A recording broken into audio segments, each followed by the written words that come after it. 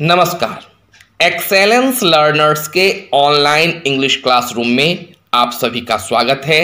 और आज इस क्लास में हम लोग पढ़ने वाले हैं जेम्स रसल लॉयल के द्वारा लिखी गई एक पोम द फाउंटेन। स्टूडेंट्स, ये पोम जेम्स रसल लॉयल के द्वारा लिखी गई है, जो एक अमेरिकन पोएट थे। He was not only A poet but he was a critic, editor and diplomat.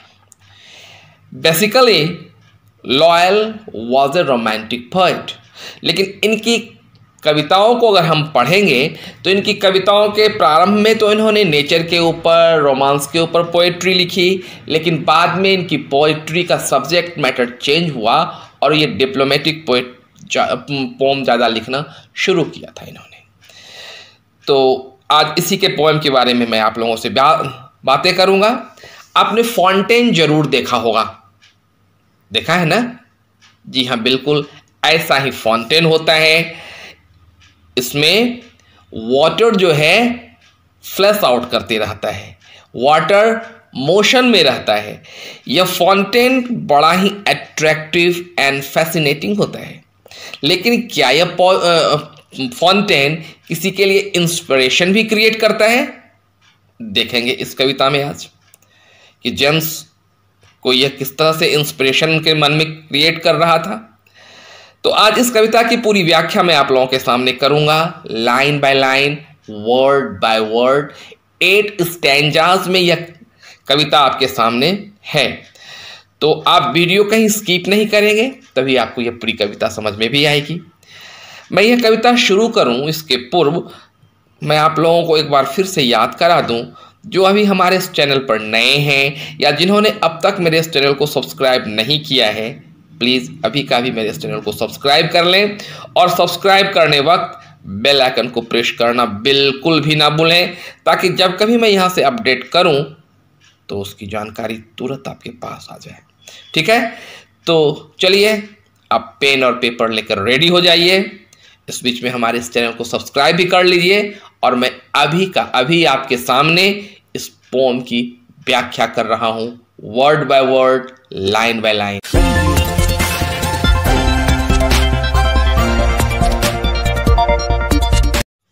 So students, now without losing a moment, let's start the explanation of this poem, The Fountain. And here is the first stanza. First stanza में poet लिख रहे हैं, Into the sunshine, full of light, leaping and flashing from morn till night.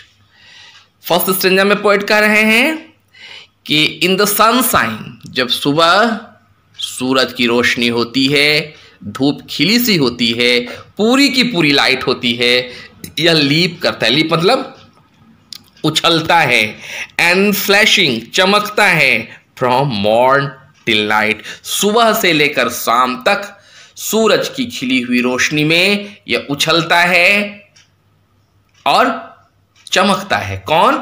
Fountain. This is the first stanza. ठीक है? Let's move into the next stanza. Into the moonlight, whiter than snow, waving so flower-like when the winds blow. और जब रात आ जाती है ना, खास करके चांदनी रात, जब आसमान में चांद हो, यह दिखाई पड़ता है whiter than snow, यह बर्फ से भी ज्यादा सफेद दिखाई पड़ता है।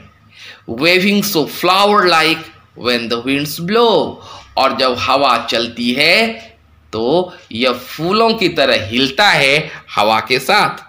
ठीक है? समझ में आ गई ये stanza? Okay, now let's move to the stanza number 3 of the poem fountain. Into the starlight, rushing in spray, happy at midnight, happy by day. आसमान में जब तारे होते हैं, हो सकता है वो अंधेरी रात हो, चांद भी आसमान में ना हो, तो पोएट लिख रहे हैं इनटू द स्टारलाइट, तारों की रोशनी में, रसिंग इन स्प्रे, स्प्रे मतलब फुव्वारे के रूप में यह दौड़ता है, happy at midnight, happy by day. जैसा यह खुश दिन में रहता है वैसा ही खुश वह रात में भी रहता है। दिन और रात के परिवर्तन से इसके खुशी में परिवर्तन नहीं होता। इस स्टेंजा के माध्यम से पोएट हमें समझा रहे हैं कि नो मैटर और नाइट और डे फाउंटेन स्टे फॉरएवर, वो एक ही जैसा बना रहता है, उसमें दिन रात का कोई अंतर नहीं पड़ता। Right, let's move to the next stanza and this is the stanza number 4। 8 stanza में यह पोइट्री है आपकी, तो चलिए स्टेंजा नंबर 4 में हम देखते हैं क्या है। Ever in motion, blithesome and cheery, still climbing heavenward, never a weary. Ever in motion, poet बता रहे हैं कि फाउंटेन जो है हर समय मोशन में ही रहता है, कभी रुकता नहीं, उसकी गति कभी थमती नहीं, हाँ, और यह कभी थकता भी नहीं। ब्लिथसम एंड चेरी मतलब होता है हमेशा खुश मिजाज, खुश दिल वाला, यह हमेशा खुश मिजाज रहता है, खुश दिल वाला है यह। Still climbing heavenwards, heaven मतलब होता है स्वर्ग। हम लोग मानते हैं कि स्वर्ग आसमान में है, और आपने देखा होगा कि फाउंटेन जो है ना, फाउंटेन का डायरेक्शन हमेशा अपवर्ड होता है, आसमान की ओर होता है। इसलिए पोएट ने कहा स्टील क्लाइंबिंग हेवन वर्ड्स, वो आसमान की ओर, स्वर्ग की ओर हमेशा चढ़ाई करते रहता है। नेवर ए वेरी, वेरी मतलब थकना, वो कभी थकता ही नहीं। देखा है कभी आपने फाउंटेन को थकते हुए? जी बिल्कुल नहीं, क्योंकि वह कभी नहीं थकता। So we have completed stanza number 4. Now move to the stanza number 5. Glad all weathers still seeming best, upward or downward motion thy rest. देखिए, glad मतलब खुश होना, वेदर मतलब मौसम, कोई भी मौसम हो वह हमेशा खुश ही रहता है। स्टिल सीमिंग बेस्ट, वह हमेशा मालूम पड़ता है कि वह अपने बेस्ट पोजीशन में है, वह हमेशा बेहतर स्थिति में है। अपवर्ड्स एंड डाउनवर्ड्स, क्योंकि फाउंटेन में आप देखा होगा कि वो उसका डायरेक्शन तो अपवर्ड होता है, but the next moment we find its direction changes and it gets downward. तो ऊपर हो या नीचे, मोशन दाय रेस्ट, दाय मतलब योर, आपका जो मोशन है वो हमेशा आप मोशन में हो या रेस्ट में हो, कोई अंतर नहीं पड़ता इसमें। हमेशा फाउंटेन क्या होता है? ग्लैड होता है, खुश रहता है। पोएट इस तरीके से हमें बता रहे हैं कि सिचुएशन अपने लाइफ में कैसा भी क्यों ना हो, हमेशा खुश रहना चाहिए। Next stanza, stanza number 6। Full of nature, nothing can B tech, changed every moment, ever the same. इस लाइन में पोएट कह रहे हैं फुल ऑफ अ नेचर, हमेशा वह क्या है? Fountain is the part of nature. Nothing can tame, tame मतलब यहां पर है, टेम मतलब होता है पालतू बनाना, यहां पर है control. Nothing can control, nobody can control over the flow of the fountain. Poet कहना चाह रहे हैं कि यह हमेशा nature, it is the part of nature, nobody can control it's motion, change every moment, ever the same. यह हमेशा बदलते रहता है लेकिन हमेशा सेम ही रहता है। इस आपने कभी नहीं देखा होगा जो फाउंटेन यहाँ पर है वह नेक्स्ट डे फाउंटेन मूव कर गया हो, देखा है कभी? नहीं ना। इसलिए पोएट ने कहा एवर द सेम, वो रहता तो एक ही जगह है लेकिन चेंज्ड एवरी मोमेंट, उससे जो वाटर निकलते रहता है every moment, each and every moment, यह चेंज करते रहता है लेकिन वह रहता है सेम। यहां पर देखिए दो ऑपोजिट वर्ड चेंज और सेम का यूज किया है पोएट ने एक साथ, इसे कहते हैं ऑक्सीमोरॉन। Right, okay, fantastic. चलें नेक्स्ट स्टेंजा में हम लोग बढ़ रहे हैं। It is the stanza number 7। सिसलेस aspiring, ceaseless content, darkness और सनशाइन thy element। इसका एलिमेंट मतलब इसका सब्जेक्ट, इसका स्वभाव। सिसलेस, जिसे रोका नहीं जा सके। Fountain keeps flowing every moment, fountain keeps flowing water upward continuously, इसलिए कहा है सिसलेस एस्पायरिंग। एस्पायरिंग मतलब अभिलाषा, इच्छा, जिसकी इच्छाएं कभी थमती नहीं, रुकती नहीं। सिसलेस कंटेंट मतलब it seems as if it is very happy and satisfied, उसका जो कंटेंट है, उसकी संतुष्टि जो है वह कभी घटती नहीं। डार्कनेस और सनशाइन द एलिमेंट, डार्कनेस मतलब अंधेरा, सनशाइन मतलब रोशनी। अंधेरा हो या उजाला हो, हर वक्त इसी का है the element. It is the element of the fountain whether it is darkness और सनशाइन। आई बात समझ में?